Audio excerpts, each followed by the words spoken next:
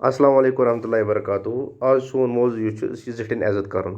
ज़िठिन इज़्ज़त करन अनवान अत पे लिखुन मजमून पन्ने वोंस हुर्रिमान यम ते आसन तिमन हेको ज़िठ वनित।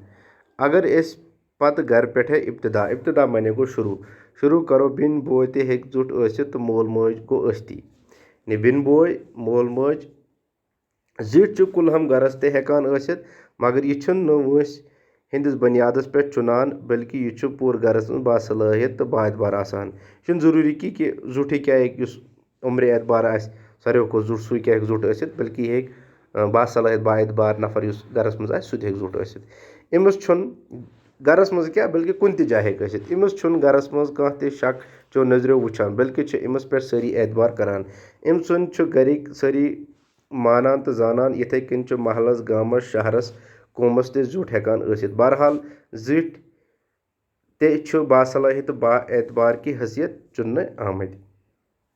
पन्निस गरस मज या तिम नेबर यम ते ज़िठ आसन तिम वंस हिंद लॉकट बड़ तजुर्ब आसान। यानी यम ते ज़िठ आसान तिमन आसान वंस हिंद लॉकट बड़ तजुर्बात यम ते आसान एक्सपेरिमेंट तमिस आसान एक्सपीरियंस गमत। तिमो आसान पन्नी जिंदगी हंद उम्र हंद वंस तिमो गुजारमत तजुर्बन मज तिमन आसान वारिया तजुर्ब।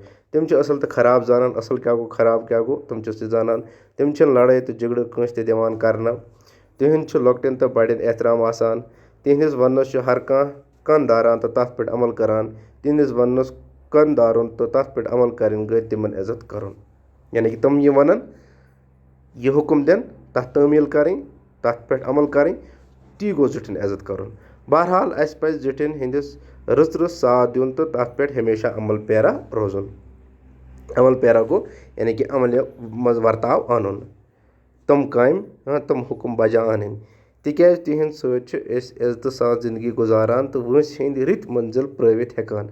अवै किन पज अस ज़िठिन हुंद इज़्ज़त व एहतराम करन तो तिमन पज अस कलस पे अथ थवन। तो समझस मुन गोब्रो।